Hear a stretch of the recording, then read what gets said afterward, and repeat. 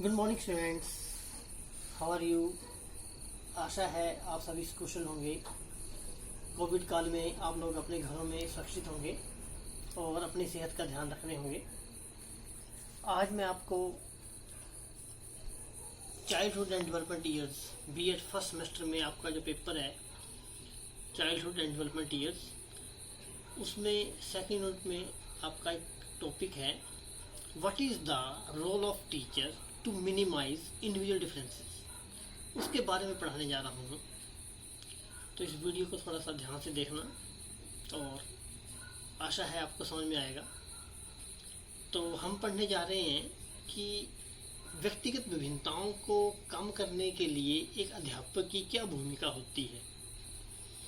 तो जैसा कि व्यक्तिगत विभिन्नता के बारे में आपने पहले पढ़ा है, मैंने आपको बताया है कि व्यक्तिगत विभिन्नता होती क्या है, व्हाट इज इंडिविजुअल डिफरेंसेस। ईश्वर ने सभी को दो आंखें दी, दो हाथ दिए, दो पांव दिए, शारीरिक अंग सभी समान हैं, सभी के शारीरिक अंग समान हैं। शारीरिक अंग समान होने के बावजूद भी हम में विभिन्नता पाई जाती है। ये जो विभिन्नता होती है ये रुचियों में हो सकती है, हमारे कार्य करने की जो क्षमता है उसमें हो सकती है, जिसको हम कहते हैं मोटर एबिलिटी। रुचियों में भिन्नता, योग्यताओं में भिन्नता, काम करने के तरीके में भिन्नता, ये सभी प्रकार की जो भिन्नताएं हैं, चाहे वो व्यक्तित्व से जुड़ी हुई भिन्नता है, चाहे वो बौद्धिक क्षमता से जुड़ी हुई भिन्नता है, ये हर व्यक्ति के अंदर अलग अलग है। ये जो भिन्नता, चाहे वो रुचियों की भिन्नता है, चाहे वो बौद्धिक क्षमता की भिन्नता है, चाहे वो सामाजिक क्षमता की भिन्नता है, संवेगात्मक रूप से हम एक दूसरे से भिन्न होते हैं, ये जितनी प्रकार की भिन्नताएं हैं इसको हम बोलते हैं व्यक्तिगत भिन्नता। तो एक व्यक्ति के अंदर पाई जाने वाली शारीरिक तौर पर भिन्नता, नैतिक तौर पर भिन्नता, संवेगात्मक तौर पर भिन्नता, व्यक्तित्व तौर पर भिन्नता, इनको हम व्यक्तिगत भिन्नता कहते हैं। तो प्रश्न क्या है कि एक अध्यापक जो है वो इन व्यक्तिगत भिन्नताओं को कम करने में किस तरह से सहयोग करे।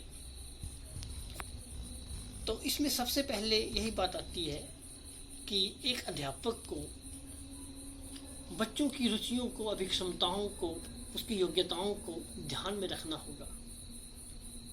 A teacher must keep in mind the abilities, capacities, potentialities of the individual. Then he has to select appropriate method. So first point क्या आता है, selection of teaching methods, कि एक अध्यापक को पढ़ाने के लिए उपयुक्त जो शिक्षण विधियां हैं उनका चयन करना होगा। और उपयुक्त शिक्षण विधियों का चयन वो कैसे कर सकता है, वो व्यक्तिगत विभिन्नता की लाइट में ऐसा कर सकता है।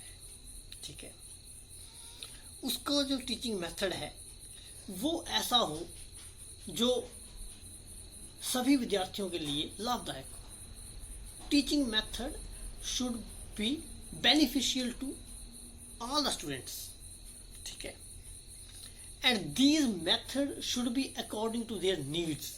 और ये जो मेथड है ये उनकी आवश्यकताओं के अनुकूल हो और व्यक्तिगत विभिन्नताओं को देखते हुए इस मेथड को एक अध्यापक को चुनना है।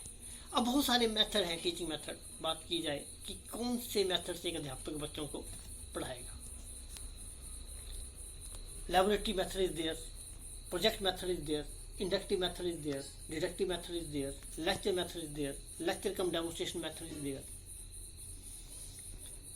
बड़ी क्लास के बच्चों के लिए लेक्चर मेथड का ही प्रयोग किया जाता है, लेकिन लेक्चर के साथ साथ अगर हम डेमो भी दें तो उससे थोड़ा सा बच्चे को ज़्यादा अच्छी तरह से समझ में आता है। कोई प्रैक्टिकल वर्क है तो वो हमें लैब में ही करवाना पड़ेगा, तो उस बात का भी ध्यान रखा जाए। उपयुक्त विधि का ही चुनाव एक अध्यापक को करना है ताकि वो विधि बच्चों की पहुंच के अनुकूल हो। ठीक है, उदाहरण से नियम की ओर जाएं, या नियम से उदाहरण की ओर आए, इस बात का भी ध्यान रखना है। इंडक्टिव मेथड जिसको हम कहते हैं, इंडक्टिव का मतलब क्या है? आगमन विधि, ठीक है। डिडक्टिव निगमन विधि। इंडक्टिव आगमन, डिडक्टिव निगमन। डिडक्टिव में नियम से उदाहरण की ओर जाया जाता है और इंडक्टिव में इसके विपरीत चला जाता है। ये सारी ही विधियां जो हैं एक अध्यापक को मन में रखनी है कि किस विधि के द्वारा वो बच्चों को पढ़ा सकता है, ठीक है, जिससे बच्चे का विकास हो सके। दूसरा पॉइंट इसमें आता है classification of the students.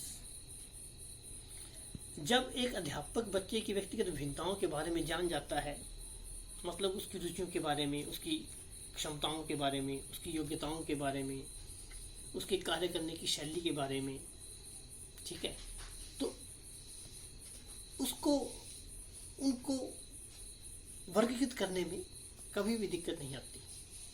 He can classify the students, and this classification is possible only after knowing the individual differences. उनकी जो क्लासिफिकेशन है वो भी कैसे करनी है? Their classification can be done in the area of single activity, so that a homogeneous group can be formed. Homogeneous group कैसे form होगा? सजातीय ग्रुप, एक जैसा जो वर्ग है वो कैसे फॉर्म होगा? जैसे मान लो मेंटली रिटार्डेड चिल्ड्रन हैं, उनको एक ग्रुप में रखा जाए। जो स्लो लर्नर हैं उनको एक ग्रुप में रखा जाए। जो गिफ्टेड बच्चे हैं उनको एक ग्रुप में रखा जाए।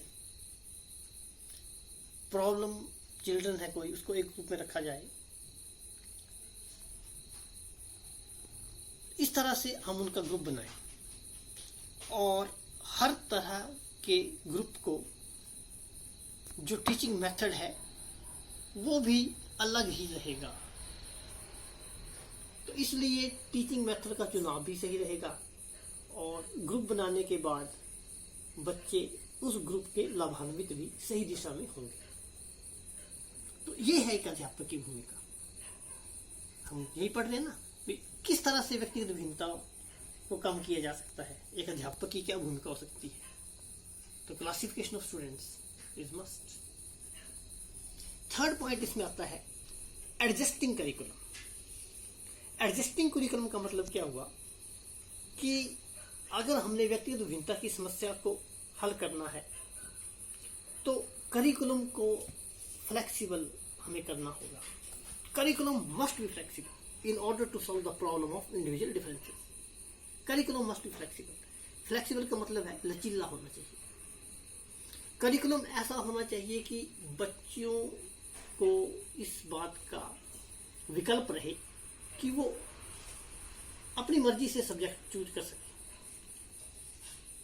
Students may select their subjects according to their interests. They can select subjects according to their aptitudes, abilities. ठीक है। इसी प्रकार करिकुलम में भी चेंजेस होनी चाहिए। ये नहीं कि 10 साल से बच्चे एक ही सिलेबस पढ़ रहे हैं, ठीक है। There should be a provision of changes in the curriculum according to the interests and needs of the students. ठीक है। And it is only possible if curriculum has flexibility. तो एक लचीलापन जो है वो पाठ्यक्रम में बहुत ज़्यादा जरूरी है। तो पाठ्यक्रम का मतलब ये होता है कि curricular as well as co-curricular activities that are included in the curriculum, जिसमें पाठ्येतर और अन्य जो पाठ्येतर के साथ साथ अन्य जो गतिविधियां होती हैं जिससे बच्चे का सर्वांगीण विकास होता है उनको भी स्थान मिले। ठीक है, चाहे वो डिक्लेमेशन कॉन्टेस्ट है, कोई स्पीच कॉन्टेस्ट है, भाषण प्रतियोगिता जिसको हम कह सकते हैं, ठीक है, कोई भी स्पोर्ट्स एक्टिविटीज़ हो सकती है, और भी कई तरह की प्रतियोगिताएं जो हैं वो समय समय पर आयोजन जिनका स्कूल लेवल पर, कॉलेज लेवल पर किया जाता है, जिससे बच्चों का सर्वांगीण विकास हो सके। ठीक है, उसके बाद आ सकता है एडजस्टमेंट टीचर्स। एडजस्टमेंट टीचर्स का मतलब क्या हुआ कि आपने देखा होगा बहुत सारे कंट्रीज में स्पेशल टीचर जो हैं वो अपॉइंट किए जाते हैं ठीक है, ताकि व्यक्तिगत भिन्नता की समस्या से निपटा जा सके। In order to face individual differences special teachers are appointed. ठीक है, तो उनको हमने कहा है adjusting teachers. What is the key function of the teachers? The key function of the teachers is to reduce the differences between the gifted and the backward students in the class. जो backward बच्चा है, ठीक है, जो पढ़ने में पिछड़ा हुआ है, और वो बच्चा जो प्रतिभाशाली है, वो एक ही क्लास में है, तो उनके बीच की जो खाई है इसको कम किया जा सके, इसके लिए स्पेशल टीचर्स को हम जो है वो उनकी हम अपॉइंटमेंट करते हैं। ठीक है, तो इससे क्या होगा कि वो जो स्पेशल टीचर होते हैं वो उस पिछड़े हुए बच्चे को नॉर्मल लेवल तक लाने का प्रयास करते हैं। ठीक है, they try to raise the backward children to the normal और जनरल लेवल। ठीक है, इसको हम अपॉर्चुनिटी क्लासेस भी कहते हैं, अपॉर्चुनिटी क्लासेस। ठीक है, तो इस चीज का आपने ध्यान रखना है। उसके बाद आता है next point, individual attention. Individual attention का मतलब क्या होगा कि व्यक्तिगत विभिन्नता की समस्या से अगर हमने जूझना है, जब हम जूझ रहे हैं, तो एक अध्यापक को हर बच्चे के ऊपर व्यक्तिगत तौर पर ध्यान देना होगा, उसकी रुचियों के ऊपर, उसकी कार्य करने की शैली के ऊपर, उसकी जो लेवल ऑफ एस्पिरेशन है, उसकी जो आकांक्षा का स्तर है। ठीक है, हर चीज पर एक अध्यापक को नजर रखनी होगी और हर बच्चे के ऊपर नजर रखनी होगी, तभी वो उसमें सकारात्मक सुधार ला सकता है। ठीक है, इसके अलावा गाइडेंस सर्विसेज आता है। गाइडेंस सर्विसेज में क्या आता है कि एक अध्यापक को विभिन्न प्रकार की जो गाइडेंस है वो भी बच्चों को देनी है, चाहे वो एजुकेशन से रिलेटेड गाइडेंस हो, चाहे वो पर्सनल गाइडेंस हो, व्यक्तिगत भी तौर पर भी हम उसको निर्देशन दे सकते हैं। ठीक है, वोकेशनल गाइडेंस कि कौन से व्यवसाय की ओर आगे इंगित हो बच्चा, किस व्यवसाय को लेकर के वो अपनी रोजी रोटी को कमाएगा, उसकी क्या रुचियां हैं।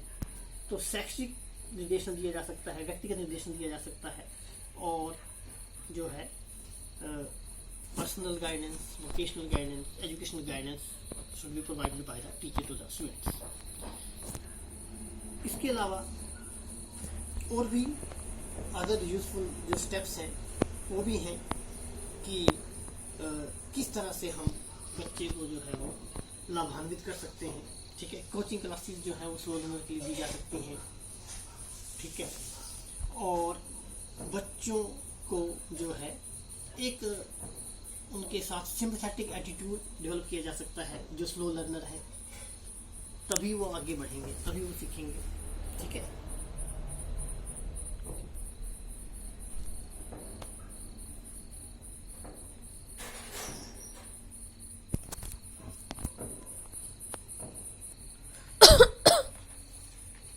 इसके अलावा और भी बहुत सारे स्टेप्स हैं जो एक अध्यापक को यूज करने चाहिए, जैसे कि व्यक्तिगत प्रशिक्षण है। इसमें बहुत सारी योजनाएं आती हैं, जैसे डाल्टन योजना है। जो डाल्टन योजना थी, इसमें कुमारी जो हेलन थे उन्होंने ये आरंभ करी डाल्टन योजना, और इस योजना में जो स्कूल था इसको बाल गृह समझा जाता था। ठीक है, और ये जो योजना थी ये स्वतंत्रता और सहयोग के सिद्धांतों पर आधारित थी। इसमें बच्चों को समय तालिका से मुक्त और बिना किसी बाधा के काम करने दिया जाता है। ठीक है, उन्हें कक्षाओं में नहीं पढ़ाया जाता, उन्हें उनकी रुचियों के अनुसार विषय दिए जाते हैं। और इस योजना का सबसे बड़ा लाभ क्या है? यही है कि प्रत्येक विद्यार्थी को अपनी योग्यता के अनुसार वो अपनी गति से काम करने की स्वतंत्रता जो है वो उसमें उसको मिलती है। तो ये विधि जो है बहुत ही उपयोगी विधि है। इसके अलावा और भी बहुत सारी विधियां हैं, जैसे मॉरिसन योजना है। ठीक है, जो मॉरिसन द्वारा तैयार की गई थी। शिकागो विश्वविद्यालय के प्रोफेसर थे मॉरिसन, उन्होंने इस विधि को जो है वो तैयार किया। उनका नाम था प्रोफेसर H.C. मॉरिसन। ठीक है, और ये जो योजना है ये निर्देशन पर आधारित है, निर्देशित निर्देशन पर आधारित है ये योजना, और इकाई कार्य पर ये बल देती है। ठीक है, सीखने की जो इकाई है, ठीक है, सीखने की इकाई को स्थापित करना ही इसका महत्वपूर्ण कार्य है। इसके अलावा विनेटका योजना है, और प्रोजेक्ट मेथड है, डेक्रोली मेथड है, मोंटेसरी विधि है, किंडरगार्टन विधि है, ठीक है, एक्टिविटी मेथड है, बेसिक एजुकेशन सिस्टम है। ये सारी विधियां जो हैं, बेसिक एजुकेशन सिस्टम जो कि महात्मा गांधी ने आरंभ किया था, ठीक है, मॉन्टेसरी विधि जो कि मौर्य मॉन्टेसरी की देन है, और ये छोटे बच्चों को जो शिक्षा देने की एक बहुत ही लोकप्रिय प्रणाली हम इसको कहेंगे वो है। ठीक है, प्रोजेक्ट मेथड भी जो है ये क्रियात्मक विधि है, और समूह का जो प्रत्येक व्यक्ति है वो अपनी रुचि के अनुसार इसमें काम करता है। तो ये बहुत सारी विधियां हैं, इनका भी हम प्रयोग कर सकते हैं। तो ये सारी विधियों का प्रयोग करके एक अध्यापक जो है वो अपनी कार्यशैली को बहुत उन्नत बना सकता है और बच्चों की ओर ध्यान दे सकता है। तो निष्कर्ष तौर पर मैं यही कहूँगा कि ये जो विधियां हैं, इसके लिए एक अध्यापक का अनुभवी होना बहुत ज़्यादा आवश्यक है। एक अध्यापक ऐसा हो जिसको इन सारी बातों का नॉलेज हो, तभी वो उस बच्चे के उत्थान के लिए कार्य कर पाएगा। अन्यथा अगर एक अध्यापक सुयोग्य अध्यापक नहीं होगा तो उस योग्य अध्यापक के अभाव में जो शिक्षा है वो शिक्षा नहीं रहेगी, वो केवल एक खेल बन जाएगा। तो इसलिए एक सुशिक्षित ट्रेंड अध्यापक की जरूरत है, जो हर बच्चे के गुणों को और उसके जो उसके अंदर क्या कुछ है, उसके अंदर जो प्रतिभा छिपी हुई है उसको वो देखे और उस दिशा में वो आगे बच्चे को लेके जाए, ताकि बच्चा जो है वो अपने महत्वाकांक्षा के स्तर को आगे बढ़ाए। तो इसके साथ ही मेरा ये टॉपिक जो है कंप्लीट होता है। तो इसमें आपने पढ़ा कि व्यक्तिगत विभिन्नता को किस तरह से कम किया जा सकता है, और व्यक्तिगत विभिन्नता को कम करने में एक अध्यापक की जो भूमिका है वो कितनी सराहनीय भूमिका है। तो आशा है आपको समझ में आया होगा। धन्यवाद।